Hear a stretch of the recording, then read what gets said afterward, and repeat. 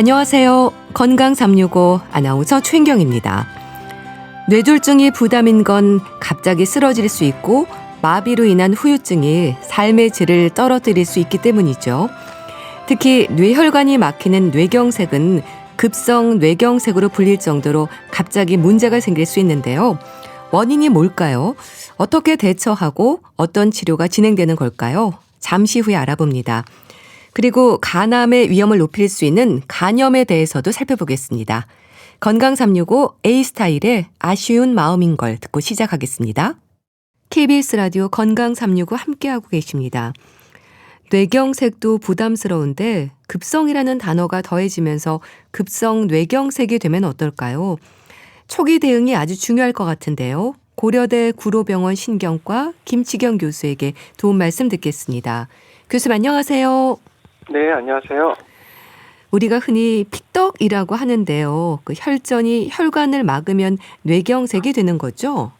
네, 맞습니다. 혈관이 막히는 병, 뇌혈관이 막히는 병이 뇌경색이고요. 네. 갑자기 막히는 상황을 우리가 급성 뇌경색이라고 하는데요. 네. 혈관이 막히는 것은 서서히 막히기도 하지만 혈관 안에 피딱지, 혈전이 갑자기 생기거나 아니면 다른 데서 날아와서 막히게 되는 경우가 많습니다. 네. 근데 뇌혈관이 하나가 아니잖아요. 뇌의 일부가 막히는 거죠. 네, 뇌는 사실 혈관과 신경세포로만 차 있다고 할 정도로 네. 혈관이 굉장히 빽빽하게 차 있습니다. 그래서 혈관은 엄청 많은 숫자의 혈관이 있는데 네. 그 혈관 중에서 어떤 부분이 막히는지는 특정 부위, 보통 한 군데가 막히는 경우가 많거든요. 네. 그래서 특정 부위 혈관이 막히면 특정 뇌 영역이 손상이 와서 증상이 발생하게 됩니다. 네. 뇌경색의 위험 인자로 지적이 되는 부분들이 고혈압, 고지혈증, 당뇨병, 흡연 이런 요인들이지 않습니까? 만성질환이라서 초고령 사회를 사는 지금 뇌경색 발생률도 점점 높아지지 않을까 싶은데 어떨까요?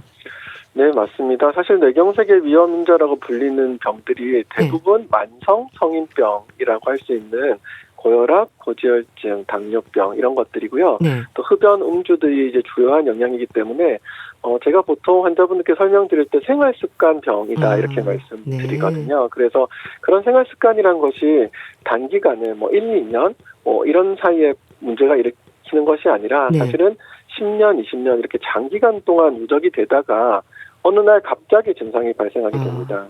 그러다 보니까 아무래도 이제 초고령화 사회가 되면 평생에 누적되었던 그런 생활 습관, 그런 것에 의해서 뇌혈관이 손상받은 것들이 늦은 나이에 발생하는 경우가 많아서 네. 당연히 이제 고령 사회가 되면 뇌경색의 발생률도 높아집니다. 네. 특히 동맥경화에 대한 지적이 많던데요. 어떻게 이해하면 될까요? 뇌혈관뿐 아니라 심혈관의 위험까지 혈관 질환의 위험을 높이는 거잖아요. 예, 동맥경화라는 것은 혈관벽이 이제 고혈압이라든지 당뇨병, 흡연 같은 것에 의해서 혈관벽이 손상을 받아서 약해진 곳에 네. 나쁜 콜레스테롤, 우리가 거의 말하는 저밀도 콜레스테롤 같은 것들이 쌓이고 염증이 생기면서 혈관벽이 좀 지저분해지고 좁아지고 이런 것이거든요. 근데 그건 뇌혈관에서만 일어나는 게 아니라 뇌혈관, 심장혈관, 다리혈관, 혹은 대동맥, 우리 몸의 모든 혈관에서 다 일어날 수 있습니다. 그런데 그 중에서 사실 혈관이 막혔을 때 버텨내는 장기들도 있거든요. 혈관이 막힌다고 바로 손상이 온다거나 문제가 생기지 않고 좀 혈관이 막혀도 버티는 장기가 있는데 특히 뇌나 심장 같은 경우는 혈액을 공급도 굉장히 많이 받아야 되는 장기고 막혔을 때 바로 손상이 오기 때문에 우리가 더 위험한 장기라고 해서 동맥경화에 특히 위험한 장기다라고 말하고 있습니다. 네. 그럼 신경과 병동에 입원해 있는 분들 중에요. 뇌졸중 환자들이 가장 많은가요? 거의 50% 이상은 사실 뇌졸중 환자분들이 입원해 계시거든요. 뇌졸중이 우리나라에서 사망 원인 과거에는 2위였다가 현재는 이제 5위까지도 떨어져서 이전보다는 치료가 상당히 나아진 병이긴 하지만 생각보다는 굉장히 흔한 병이라고 할 수도 있습니다. 그래서 뇌졸중으로 입원하는 분들이 굉장히 많은 비율을 차지하고 있습니다. 네. 급성 뇌경색은 말 그대로 갑자기 쓰러질 수 있는 건가요? 이름 그대로 급성이거든요. 그래서 급성 뇌경색의 가장 중요한 키워드가 제가 갑자기 한쪽으로 보통 이렇게 말씀을 드리는데 네. 증상이 갑자기 발생합니다. 이야기를 하다가 갑자기 발생하실 수도 있고 쇼핑을 하다가 발생할 수도 있고 네. TV를 보다가 발생할 수도 있고 이렇게 갑자기 발생을 하게 되고요. 보통 증상이 한쪽으로 나오는 경우가 많아서 네. 갑자기 발생한다 이렇게 말씀드리고 있습니다. 네. 근데 제 지인 중에는 살짝 어지럽고 몸 한쪽이 둔해지는 것 같아서 검사를 받았더니 뇌경색 진단을 받았다고 하거든요. 그럼 그렇게 쓰러지기 전에 병원을 찾는 분들도 많아지고 있을까요? 요즘 뇌경색에 대한 정보를 많이들 갖고 계신데요. 사실은 뇌경색이 무슨 증상을 뇌경색으로 하는 것인가 네. 혹은 뇌경색의 전조 증상, 비슷한 증상이 잠깐 있다가 없어졌을 때 이거를 내가 위험하다고 아느냐 이런 인지율을 저희가 항상 한 10년에 한 번 정도 조사를 하거든요. 네. 근데 10년 전만 해도 이런 인지율이 한 30-40% 정도밖에 안 됐었는데 네. 요즘은 조사를 하게 되면 그래도 60% 이상. 물론 이제 완벽하진 않지만 네. 과거보다는 인식이 훨씬 많이 생기셨습니다. 아무래도 여러 가지 정보들도 많고 방송 이런 것들에 의해서 이제 많이 늘어났는데 그럼에도 불구하고 여전히 한 20-30% 정도 분들께서는 네. 뭐가 뇌경색일까? 어떤 증상이 뇌경색일까? 증상을 모르기 때문에 이게 이제 위험하다 이런 것도 네. 잘 모르는 경우가 많이 있으십니다. 네. 그럼 특히 몸 한쪽에 이상이 있는 것 같은 느낌은 무슨 신호일까요? 민감할 필요가 있을 텐데요. 사실 우리 뇌는 왼쪽 뇌는 우리 몸의 오른쪽을 주로 담당하고 있고요. 네. 오른쪽은 왼쪽을 담당하고 있습니다. 딱 구별이 되어 있습니다.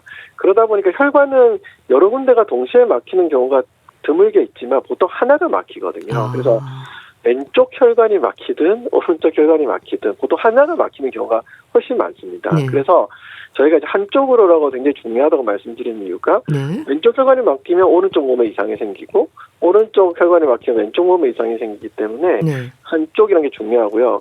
그 중에서도 특히 더 중요한 증상은 힘이 빠지는 증상이거든요. 네. 사실은 힘이 빠져서 팔을 못 든다, 손을 못 움직인다, 다리가 안 들어진다, 못 걷는다 이런 이제 운동 능력에 문제가 생기면 정말 큰일이 생겼다라고 네. 꼭 아셔야 된다라고 말씀을 드리고 있습니다. 그거는 네. 잠깐 1, 2분 그랬다가 없어지더라도 큰일입니다. 왜냐하면 굉장히 객관적으로 알 수 있는 증상이거든요. 못 진다, 못 움직인다 이런 것들은. 그런데 이제 좀 애매한 증상들이 저리다, 네. 이 감각이 이상하다 이런 것들은 사실 다른 분들이 봤을 때 객관적으로 알기는 좀 어렵습니다. 본인이 네. 느끼는 거기 때문에. 그런데 저는 이제 몸 한쪽 면이 몸 전체 반신이 배나 가슴까지 특히 저리기도 하지만 네. 감각이 떨어진 건 굉장히 문제가 있습니다. 단순히 저리다기보다는 만져봤는데 감각이 완전히 다르다. 이런 거는 이제 문제이기 때문에 주로는 할 수 있는 기능이 없어지면 네. 뇌경색을 의심하라라고 말씀드리고 있습니다. 네. 그러니까 한쪽으로 이상이 오고 힘이 빠지고 저리고 감각이 떨어지는 증상이라고 하셨는데 그런데요. 이런 증상이 있어도요. 잠깐 나타났다가 사라지기 때문에 그냥 넘기는 분들도 많다면서요. 네, 맞습니다. 사실 병원을 가는 게 그래도 우리나라는 다른 국가보다는 좀 쉽다고는 하지만 네. 그래도 마음을 내시는 게 그게 쉬운 일은 꼭 아니기 때문에요. 증상이 당연히 지속되면 응급실이나 병원을 방문하시겠지만 네. 증상이 없어지면 잠깐 그랬나 보다라고 이제 넘기시는 분이 많은데 네. 항상 말씀드리는 게 한쪽으로 힘이 빠지는 증상이라든지 말이 새는 증상, 다른 사람이 들어도 말이 이상하다라고 네. 객관적으로 아는 증상은 잠깐 있더라도 꼭 가셔야 합니다. 그러니까 너무 명확하게 가셔야 하고요.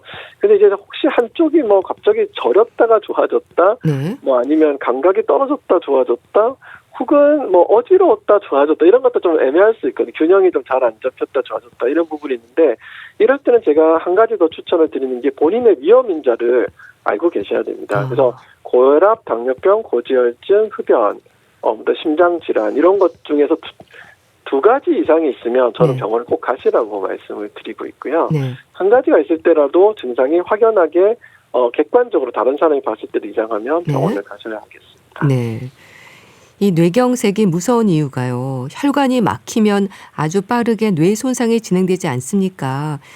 초기 대응이 그래서 강조가 되는데 얼마나 빠르게 손상이 이어지는 걸까요? 사실 신경세포 자체는 3, 4분만 혈액 공급이 안 돼도 손상이 일어납니다. 그만큼 굉장히 약합니다. 굉장히 약하고 또 뇌라는 곳이 산소라든지 영양분을 저장해 놓지 않거든요.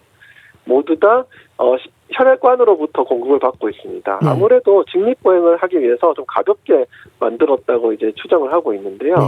그러다 보니까 손상은 정말 수분만 일어나는데 그러면 수분이 지나면 병원을 방문하는 게 다 소용이 없느냐? 그렇지는 않은 게 어떤 혈관이 막히더라도 우리가 돌아가는 혈관, 다른 혈관들이 좀 공급을 해주게 되어 있습니다. 그래서 한 혈관으로만 공급받는 건 아니거든요. 그래서 피가 공급이 안 되는 아주 중심부는 수분만의 손상이 있을 수 있지만 그 주변 부위는 그래도 우리가 수시간 정도는 버틴다라고 생각을 하고 있거든요. 그래서 물론 최대한 빠르게 오시는 게 중요하지만 그래도 저희가 예전에는 3시간 이내만 가능하다. 그다음에는 4.5시간, 6시간 이렇게 늘어났는데 그래도 한 12시간 이내 정도 오시면 어느 정도 치료의 방향이 있고요. 그럼에도 불구하고 최대한 빨리 오셔야 하나라도 더 살린다라고 말씀드리고 있습니다. 네. 최대한 빨리 오셔야 되는 건데 그래서 골든타임이 강조가 됩니다. 어떤가요? 응급실로 오는 뇌경색 환자들 중에 다행히 골든타임 안에 도착하는 분들이 많은가요? 요즘은 많이들 알고 있어서 시간 안에 도착하는 경우가 많을 것 같은데요. 사실 10년 전만 해도 이틀 전에 그랬어요. 3일 전에 그랬어요. 하고 오시는 분이 많았었거든요. 거의 30% 이상 되셨는데 다행히 요즘은 하루 지나고 오시는 분은 굉장히 드물어졌습니다. 그래도 적어도 보통 이제 하루 이내는 보통 방문하시는데 근데 이제 하루 이내 방문하신다고 해서 모두 다 치료가 안타깝지만 아직까지 현대의학의 기술로 모두 치료 가능한 건 아니거든요. 그래서 사실은 최대한 빨리 오시라고 말씀을 드리고 있긴 합니다. 그래서 적어도 6시간 이내는 오시라고 말씀드리고 가장 좋기로는 3시간 이내는 방문을 하셔야 여러 가지 약물을 투여하든지 혈관을 뚫어주는 시술을 한다든지 때에 따라서는 드물게 이제 응급 수술을 한다든지 이런 여러 가지 방법들을 우리가 시도를 할 수 있거든요. 그래서 내가 완전히 손상이 되고 나면 시도할 수 있는 방법이 굉장히 제한이 있기 때문에 가급적 빨리 병원을 도착하시라고 말씀드리고 있습니다. 네. 6시간 이내 가능하다면 3시간 이내에 오는 게 좋다고 하셨는데요. 그런데 또 사람마다 주변 혈관에 따라서 뇌가 견뎌주는 시간이 다르다고 하던데요. 병원 도착 시간이 절대적인 건 아닌 걸까요? 그래서 이제 저희가 전체 환자들의 어떤 통계를 낸다든지 평균적인 걸 보면 당연히 빨리 오실수록 좋은 결과가 나오게 됩니다. 근데 개개의 환자분들을 보게 되면 안타깝지만 1시간 만에 오셨는데도 이미 뇌 손상이 다 와버린 분도 있고요. 사실은 18시간만 오셨는데도 뇌가 잘 버티고 있는 분도 있으십니다. 그래서 이게 굉장히 다릅니다. 다르긴 한데 통상적으로 평균적으로 보면 당연히 빨리 오신 분들이 더 이제 버티고 있을 확률이 높기 때문에 저희는 무조건 빨리 오시라고 말씀을 드리는데 그래서 늦다고 해서 또 포기하지는 말라라고 말씀을 드리고 있거든요. 왜냐하면 때에 따라서는 어떤 분들은 18시간, 19시간에 왔는데도 돌아가는 혈액 공급이 잘 되면서 큰 혈관이 막혀 있지만 잘 버티고 계시는 분이 있거든요. 그런 경우는 조금 발생하고 좀 늦었지만 혈관을 뚫어주면 회복하는 경우가 있습니다. 물론 확률적으로는 빨리 오신 분들보다 굉장히 떨어지긴 하지만 그렇기 때문에 어쨌든 포기하지 말고 빨리 가시는 건 중요한데 그래도 기왕이면 최대한 빨리 가시는 게 더 도움이 되는 건 사실입니다. 그렇게 해서 병원에 도착하면 막힌 혈관을 뚫어야 하잖아요. 혈전을 제거하는 거죠. 네, 맞습니다. 혈전이라는 게 피딱지거든요. 그 피딱지가 그 혈관 벽에서 생겼을 수도 있고요. 다른 데 있던 피딱지가 날아와서 막았을 수도 있습니다. 크게 두 가지가 있는데 사실은 뚫어주는 치료는 다른 데서 날아와서 막히는 경우가 더 잘 되는 경우가 많습니다.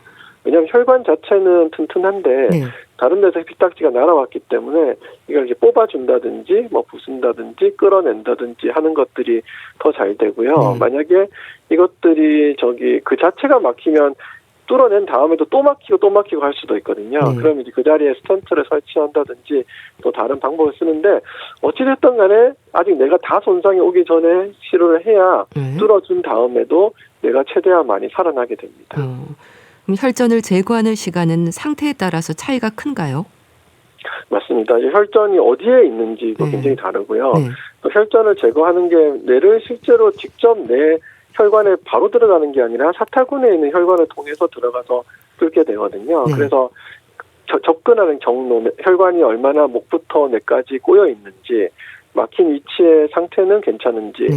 또 이제 돌아가는 피가 뒤에서 이렇게 반대로 밀어줘야지 또 잘 뚫리거든요. 그래서 사실은 이제 뚫리는 확률 자체가 사람마다 굉장히 다르긴 합니다. 근데 과거에는 이 뚫을 수 있는 확률이 20-30% 정도밖에 안 된다고 생각했거든요. 네. 그런데 10년 전부터 이제 기술이 상당히 발전하면서 현재는 그래도 아직은 좀 부족하지만 70-80% 정도 환자는 뚫어줄 수 있을 정도로 기술이 개발이 되긴 했습니다.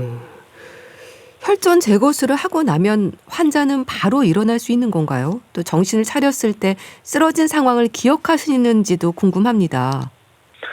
사실 혈전 제거술을 받을 정도로 큰 혈관이, 제가 모든 환자를 혈전 제거술을 하는 건 아닙니다. 네. 이게 접근할 수 있는 혈관도 있고 또 혈전 제거술의 위험성이 있거든요. 시술이기 때문에. 그래서 작은 혈관이 막혔거나 후유증이 적을 만한 뇌경색은 약물 치료만 하는 경우도 있고요. 네. 이제 보통 혈전 제거술을 하는 경우는 굉장히 큰 혈관이 막힌 경우가 많기 때문에 네. 환자분이 잘 기억을 못 하시는 경우가 많아요. 그렇군요. 그냥 어떤 일이 있었는지 못 하시는 분이 있는데, 근데 제 환자분 중에도 또렷하게 기억하시는 분이 있으십니다. 보통 이게 왼쪽이 막히면 잘 기억을 못 하시는데, 네. 오른쪽이 막히면 그게 비우성 방구라 한쪽을 전혀 못 쓰시지만 기억은 하시거든요. 그래서 한 분은 식당을 운영하시던 분이셨는데, 네. 굉장히 열심히 또 식당 운영도 하시고 잘 하셨던 분이셨는데, 막히고 난 다음에 내가 평생 기억이 다 이렇게 지나가면서 앞으로 어떡하나 되게 걱정을 많이 하셨다고 하시더라고요. 근데 그렇군요. 다행히 그분은 뚫은 다음에 바로 좋아지시는 분도 있거든요. 정말 바로 좋아지셔서 지금 잘 지내고 계시는데, 네. 그런 분도 있는데요. 실은 바로 좋아지는 확률은 좀 낮고요. 그 내가 처음에 이제 어느 정도 충격을 받았기 때문에 그 네. 충격에서 좀 회복하는데 하루 이틀은 걸리거든요. 그래서 보통 이제 시술이 잘 되었다, 굉장히 잘 뚫리고 손상 범위가 많이 줄어들었다 하면 하루 이틀 만에 좋아지는 경우가 한 50% 정도 된다 제가 말씀드리고, 네. 근데 그 포기하지 않아야 되는 게, 그래도 뚫어놓고 다른 후유증이나 출혈 같은 게 없으면 네. 몇 개월 지났을 때 훨씬 회복이 잘 되거든요. 그래서 우리가 처음 바로 좋아지시는 분, 하루 이틀 좋아지시는 분, 그리고 시간을 좀 두고 좋아지시는 분, 이런 분들이 좀 나눠져 있긴 합니다. 네. 그렇게 회복이 잘 되면 다행인데요.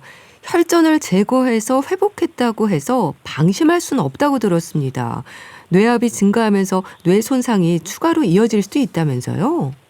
그래서 이제 저희가 모든 환자들이 혈전을 제거했을 때 뇌가 다 살아나면 좋겠는데, 네. 사실은 이미 손상이 커서 아무리 빨리 오셨어도 뚫어놓은 다음에도 뇌 손상이 여전히 남아있는 경우가 있거든요. 안타깝지만. 이제 네. 그런 경우는 뇌가 자꾸 이렇게 부어오르게 됩니다. 우리가 이제 상처가 났을 때 상처가 얌전하게 이렇게 잘 아무는 경우도 있지만, 네. 처음에 이제 부기가 생기고 진물이 나고 빨갛게 부어오르는 경우가 있잖아요. 그런 것처럼 뇌도 부어오를 수 있기 때문에 네. 사실 그런 경우는 굉장히 이제 결과가 안 좋은 경우는 많지만, 네. 그래도 요즘 중환자 치료 기법이 늘어났고 또 신경외과에서도 감압 수술 같은 걸 할 수 있기 때문에 네. 이 경우도 모든 환자는 아니지만 치료에 어떤 효과를 좀 기대할 수 있는 분에는 그런 치료를 하고 있습니다. 네. 자, 그렇다면 뇌경색으로 쓰러진 경험이 있는 분들은 어떤 부분들에 신경을 써야 될까요? 사실은 뇌경색으로 쓰러진 다음에 다행히 치료가 잘 돼서 회복하신 분도 있고, 네. 안타깝지만 후유증이 좀 남은 분도 있는데, 네. 어찌 보면 또 중요한 부분 중 하나가 재발을 막는 게 워낙 중요하거든요. 근데 그렇겠네요. 사실 이제 후유증이 있는 분들은 굉장히 조심하시고 더 주의를 하십니다. 네. 그건 어쩔 수 없이 참 안타까운 일이지만 본인이 힘드시기 때문에 주의를 많이 하시는데, 오히려 회복이 잘 되신 분들은 첫 한 1년, 2년 정도는 아주 굉장히 조심하시거든요, 제가 네. 봐도. 근데 시간이 지나면 어쩔 수 없이 또 좀 본인의 관성에 맞춰서 생활 습관에 돌아가시는 분들이 많으시더라고요. 근데 이거는 한번 발생하면 저희가 그때 치료는 이제 뇌를 회복시켜주기 위한 치료지, 우리 몸에 이제 누적되어 있던 몇십 년간 누적되어 있던 혈관의 손상이 없어지는 건 아니거든요. 그래서 그렇죠. 재발의 확률은 거의 평생을 가져가야 하기 때문에 네. 계속 이렇게 약물 치료라든지 혹은 생활습관 관리 이런 것은 평생 잘 하셔야 합니다. 네. 꾸준히 관리를 잘 하셔야 되는 건데요. 일단은 혈압 관리가 좀 중요할까요? 네, 사실 이게 고혈압, 당뇨병, 고지혈증, 흡연이기 때문에 가장 중요한 위험이잖아요. 네. 모두 다 관리가 중요한데 그중에서도 특히나 혈압이 가장 중요하다고 보통 말씀을 드리고 있습니다. 왜냐하면 혈압은 측정이 가능하거든요. 그렇죠. 네, 그래서 혈압계로 측정을 하시는 분은 제가 제 외래에서 봤을 때는 혈압을 매일 측정을 잘 하셔서 잘 적어오시고 저한테 보여 상의하시고 하시는 분들은 보통 다른 위험인자도 다 같이 관리를 잘 하시더라고요. 그래서 굳이 혈압만 관리한다 이런 건 아니긴 한데 보통 고혈압은 워낙 동반되는 확률이 많기 때문에 고혈압이 있는 분들은 특히나 이제 고혈압 상태에 대해서 관리 잘 적어보시고 체크를 해서 적어보시고 물 많이 드시고 짜게 먹지 말고 운동 규칙적으로 그렇게 하다 보면 사실 당뇨병이라든지 고지혈증 당연히 금연해야 되고요. 이런 부분이 같이 관리가 잘 되는 경우가 많습니다. 네. 교수님이 함께 하신 연구 내용을 보면 뇌경색 발병 후 인지 기능에 대한 부분도 있던데요. 어떤 의미인가요? 사실 뇌경색 발병 후에 인지 기능이 떨어지지 않을까, 뇌가 치매가 되지 않을까 엄청 걱정을 많이 하시거든요. 그런데 이제 모든 뇌경색이 인지 기능이 떨어지는 건 아닙니다. 다행히 다행히도 치료가 잘 되면 처음에는 마비가 있다가 마비도 회복되면서 인지 기능은 안 떨어지는 뇌경색도 많이 있거든요. 그래서 제가 좀 안심을 시켜드릴 때도 있는데 반면에 역시 인지 기능이 떨어지는 뇌경색도 있습니다. 분명히. 그래서 그런 경우는 이제 뇌경색 후유증으로 인지 기능이 떨어지는 부분이 하나가 있고요. 제가 연구한 부분은 뇌경색이 인지 기능을 떨어뜨리는 부위는 아닌데요. 아님에도 불구하고 뇌경색이 발생을 했다는 사실 자체가 이미 뇌가 혈액순환이 잘 안 되면서 손상이 누적되고 있다는 신호기 때문에 뇌경색이 발생하신 분들 중에서 알츠하이머병 위험이 높은 분들은 한 1년, 2년 지났을 때 위험이 발생하는 걸 저희가 확인을 했거든요. 그래서 뇌경색 자체는 기본적으로 안 생겨야 한다고 저는 생각을 하고 있습니다. 이게 생기고 나면 인지랑 상관이 없는 부분조차도 이세하지나 인지에 영향을 미치는 걸 우리가 확인했기 때문에 최대한 생기기 전에 예방하는 게 워낙 중요하겠습니다. 또 인공지능을 기반으로 하는 AI 진단법에 대한 연구도 진행하셨지 않습니까? 결과는 어떻게 활용되고 있을까요? 네, 저희가 사실 응급 상황, 아까 시간을 다투는 상황에서 한 명의 손이 부족한 상황이거든요. 그렇죠. 조금 더 많은 분들이 같이 해서 치료를 하면 좋겠는데 어쩔 수 없이 근데 저희가 인력이 한계가 있기 때문에 제한이 있는데 사실 AI 진단법이 과거보다 굉장히 좋아지고 있습니다. 영상을 보는 것, 그리고 검사 결과를 확인하는 것 이런 것도 굉장히 좋아지고 있는데 저는 AI와 인간의 협업이 앞으로 더 중요하다고 보고 있거든요. 그래서 AI가 얘기했던 걸 우리가 어떻게 빠르게 또 받아들이고 우리가 또 지시를 하고 AI한테 맡긴다 아니면 인간만 한다 이런 게 아니라 인간과 AI가 AI 기술은 발전하는 건 사실이니까요. 그 기술을 우리가 실제 현장에서 하고 있는 그런 치료와 잘 결합해서 제일 중요한 건 결국 환자분이 좋은 결과를 가져가시는 거기 때문에 그런 치료의 어떤 순서, 진행이 좀 더 잘 일어나도록 계속 연구를 진행하고 있습니다. 네. 좋은 쪽으로 폭넓게 잘 활용이 되면 좋겠네요.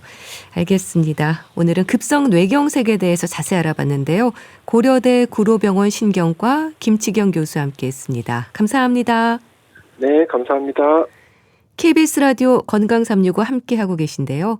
악뮤의 I love you 듣고 다시 오겠습니다.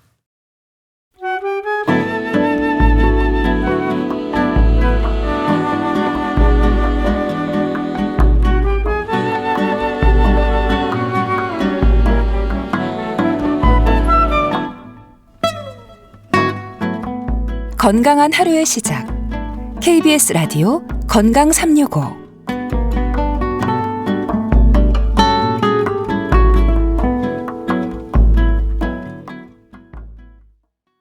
KBS 라디오 건강 365 함께하고 계십니다. B형, C형 간염은 바이러스로 감염되는 법정 전염병이고요. 종양 바이러스이기도 해서 암을 발생시킬 수도 있습니다. 간 세포의 유전적 변이를 유발할 수 있는 거죠. 간염을 대수롭지 않게 여기면 안 될 텐데요. 가톨릭대 인천 성모병원 소화기 내과 남순우 교수에게 도움 말씀 듣겠습니다. 교수님 안녕하세요. 네, 안녕하세요. 네, 반갑습니다. 간암은 간 경변증을 거쳐서 발생하는 걸로 알고 있는데요.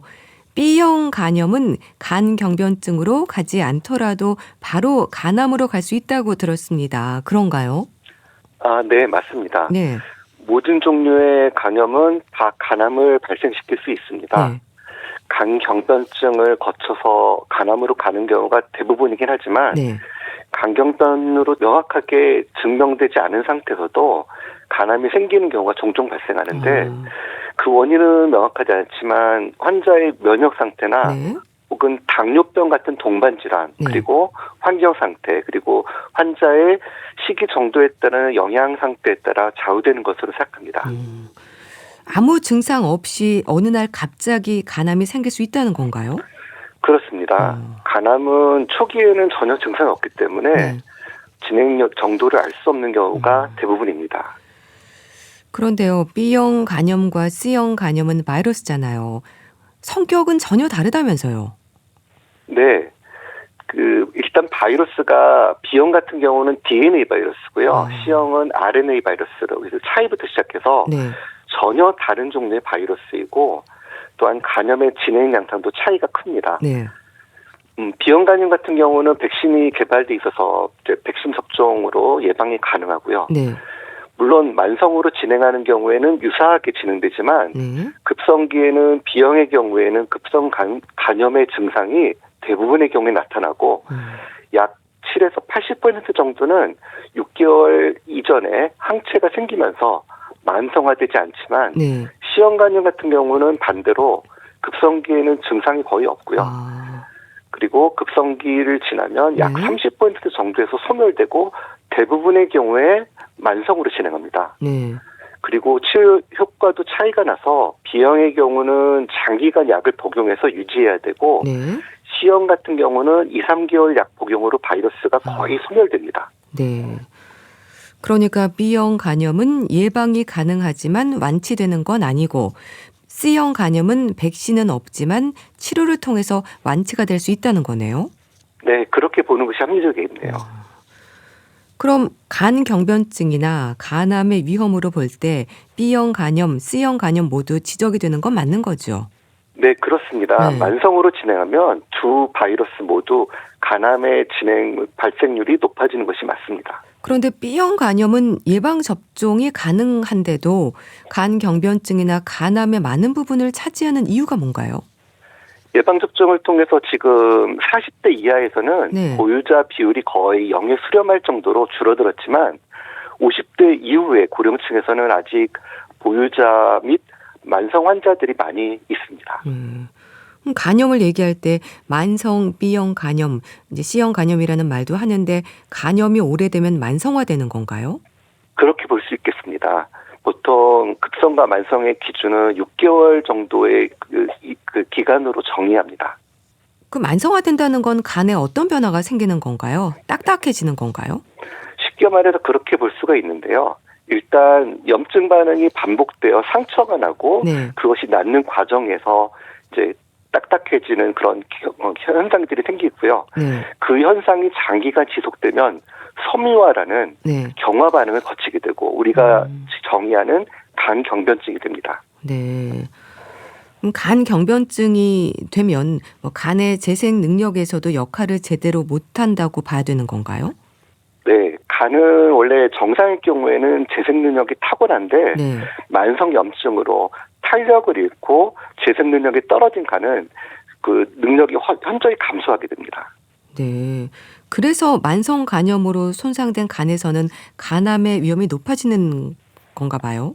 네. 재생 능력이 떨어지는 것과 더불어서 네. 여러 염증 그리고 발암인자들이 활성화되고 그걸 막아주는 인자들이 감소하는 그런 면역이 저하되는 그런 현상들이 발생하면서 암의 발생이 증가하게 됩니다. 네. 그 간 건강에서 우리가 두려워하는 게 간 경변증이나 간암이잖아요.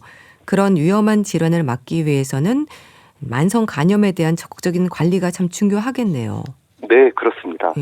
회복 불능 상태의 경화 상태에 이르기 전에 네. 그 염증 원인을 제거해서 간 경변증으로 그리고 만성 간염으로 진행하는 것을 막는 것이 가장 중요한 간암 예방의 방법입니다.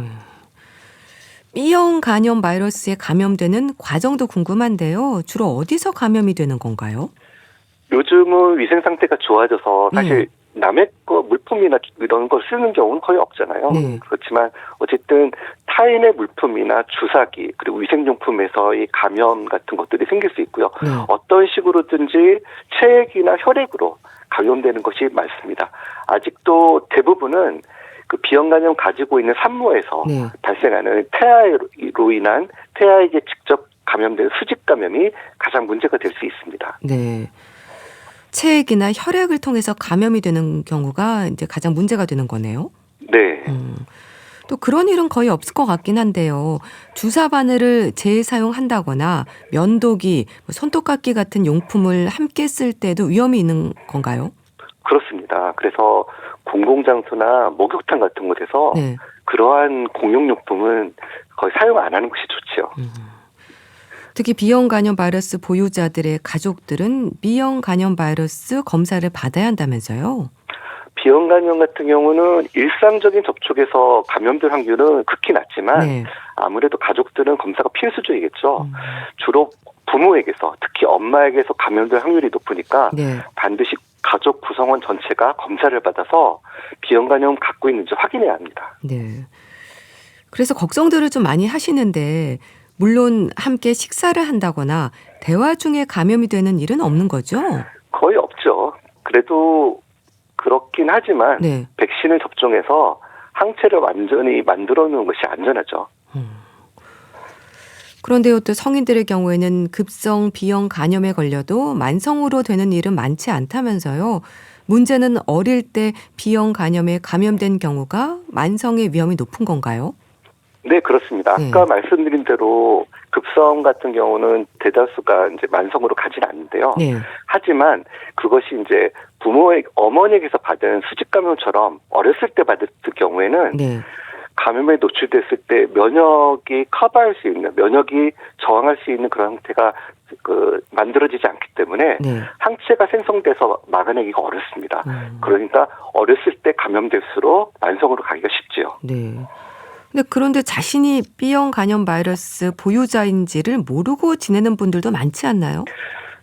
예전보다는 많이 줄어들었죠. 하지만 검사를 안 하고 관심이 없는 분들은 아직도 잘 모르는 분들이 꽤 있을 것으로 생각합니다. 네. 그러니까 수직 감염이 문제라고 하셨는데 수직 감염이 원인이 되는 경우가 많은가요? 그래도 예전과 비교하면 줄어들었을 것 같긴 한데요. 예, 그렇습니다. 요즘은 이제 B형 간염을 갖고 있는 산모의 경우에는 네. 태아가 출산하자마자 태아에게 면역 글로불린 같은 걸 놔서 예방을 해주는 그런 것들이 있기 때문에 네. 수직 감염으로 해서 이제 B형 간염이 감염되는 경우는 많이 줄어들긴 했지만 그것이 완전한 방법은 아니기 때문에 수직 감염으로 감염되는 태아가 종종 있습니다. 그래서 아직까지는 그것이 가장 이제 문제가 되겠죠. 간염도 초기에는 아무 증상이 없잖아요. 간 건강의 위험 신호로 떠올리는 게 황달인데 이때는 이미 간 경변으로 진행됐다고 봐야 될까요? 황달 자체가 반드시 간경변증을 대표하지는 않지만 간 상태가 좋지 않다는 신호로 나타날 수 있습니다. 근데 황달 소견 외에 간 수치가 이제 특히 AST, ALT 같은 간 수치 같은 것이 상승해서 급격한 피로감이나 구역질, 전신 무력감 등이 발생할 수 있습니다. 네. 뭐 AST, ALT 수치가 뭔가요? 그게 이제 간의 염증을 나타내는 수치인데요. 네. 간 세포가 깨지면서 나타내는 간 염증 상태를 나타내는 그 대표적인 간 기능 수치죠. 자, 그럼 B형 간염의 진단은 어떻게 확인을 하나요? 간단한 혈액 검사로 이제 항원 항체 검사를 실시하고 그 B형 간염 항원이 양성일 경우에는 DNA PCR 정밀기법을 통해서 활동성 여부를 감사합니다. 네. DNA PCR 검사는 어떻게 하는 건가요? 혈액 검사를 통해서 하죠. 우리 코로나 같은 경우는 이제 코에서 점막에서 검사해서 이제 추출했잖아요. 근데 B형 간염이나 C형 간염 같은 경우 혈액 검사를 통해서 PCR 검사를 합니다. 네. 그렇게 해서 B형 간염 바이러스 감염이 확인되면 치료는 어떻게 하나요? 간 수치가 높고 PCR이 양성으로 나온 경우에 특히 이제 만성으로 확인된 경우에는 우리가 경구 항바이러스제를 투약하게 됩니다. 네. 먹는 약도 있고 주사제도 있는 건가요? 현재는 먹는 약만 있죠. 그래서 예전에 인터페론처럼 주사제를 사용하기도 했는데 효과가 매우 낮고 현재 먹는 경구용 먹는 항바이러스제가 효과가 좋기 때문에 먹는 약으로 사용합니다. 네. 그럼 이렇게 치료를 해도 활동을 억제하는 거지 바이러스를 없앨 수는 없는 건가요? 물론 바이러스를 완전히 없애는 것이 치료의 근본 목적이긴 하지만 네. 비형 간염 같은 경우는 간세포 안에 미세하게 숨는 경우가 굉장히 많고요. 아. 약을 회피하는 그런 기전들이 발달해 있어서 네. 완전히 근절하기는 어렵지만 일단 바이러스 활동을 억제하고 네. 그래서 PCR 음성으로 만들고 네. 그렇게 되면 간 수치가 정상화되면서 간이 나빠지지 않기 때문에 우리의 치료 현재 흐름은 그렇게 하는 것입니다. 항바이러스제 치료를 계속해야 한다던데 왜 그런 건가요? 일단 바이러스를 억제하고 간 수치를 정상으로 유지시켜야만 염증 반응이 더 이상 진행하지 않고 네. 그래야 간경변증이나 간암 발생을 억제할 수 있기 때문에 네. 계속 장기간 투약이 필요합니다. 그러니까 예방을 위해서 B형 간염 백신이 있다는 건 참 다행이라는 생각이 드는데요. 네, 그렇습니다. B형 간염 바이러스에 항원과 항체가 있는지 없는지를 확인하고 접종을 진행을 해야 되겠네요. 네, 그렇습니다. 예. 항원 항체 검사를 반드시 시행해서 항원이 없는 경우 그리고 항체가 만들어지지 않은 경우 네. 그런 경우에는 백신 접종을 해야 되고요. 네. 항원이 양성 나올 경우에는 백신 접종이 의미가 없습니다. 아. 그래서 항원 항체 검사가 반드시 필요합니다. 네. 네. B형 간염 바이러스에 대해 말씀 주셨고요. C형 간염 바이러스는 백신은 없는 거죠? 네, 수십 년 동안 노력을 했는데 아직 만들지 못했습니다. 네. 이거는 치료 성공률은 높지만 재감염될 위험도 높다면서요? 치료 성공률은 95% 이상으로 되어 있고요. 아. 그래서 완치가 가능한 상태인데 네. 재감염 같은 경우는 다시 혈액이나 체액에 노출돼서 네. 다시 감염되면 재감염될 수 있는데 재환자들 같은 경우 재감염된 분들은 거의 없었습니다. 네. 조기 발견을 위해서는 C형 간염 항체 검사를 받는 걸까요? 네, 그렇습니다. 급성으로 앓고 지나가도 증상이 없기 때문에 본인이 감염될지 모르는 경우가 많습니다. 그래서 일생에 한 번은 항체 검사를 통해 감염 여부를 확인해야 합니다. 다행히 2년 전부터 네. 만 56세 성인에 대해서 그 C형 간염 항체 검사가 무료로 시행되어서 혜택을 받고 있습니다. 네. 항체 검사는 어떻게 하는 건가요? 보건소나 1차, 2차 의료기관 같은 데 가서 네. 만 56세 같은 경우 무료로 이제 검사를 받을 수 있고요. 네. PCR, 만약에 항체가 양성으로 나올 경우에 PCR까지 무료로 받을 수가 있습니다. 네. 주로 혈액으로 감염이 되는 경우가 많은 만큼 공용으로 쓰는 물품을 삼가한다거나 스스로 조심할 필요가 있겠어요. 네, 그렇습니다. C형 간염 같은 경우는 단순한 일상 접촉으로 감염되는 경우는 거의 없고 네. 그리고 또한 백신이 아직 만들어지지 못했기 때문에 타인의 물품이나 공용 물품을 사용하는 것은 매우 주의해야 합니다. 네. 오늘 B형, C형 간염에 대한 말씀을 주셨는데요. A형도 있지 않습니까? 좀 설명을 해 주시면 좋겠어요. A형 같은 경우는 이제 주로 급성 감염으로 이제 많이 생기고요. 네. 거의 대부분 만성화되지 않습니다. 그리고 그래서 일단 A형 간염 같은 경우는 그 시기만 지나면 거의 회복되기 때문에 크게 네. 걱정할 필요는 없는데요. 그래도 어떤 만성 질환이 있는 사람이나 이런 경우는 심하게 앓을 수 있기 때문에 네.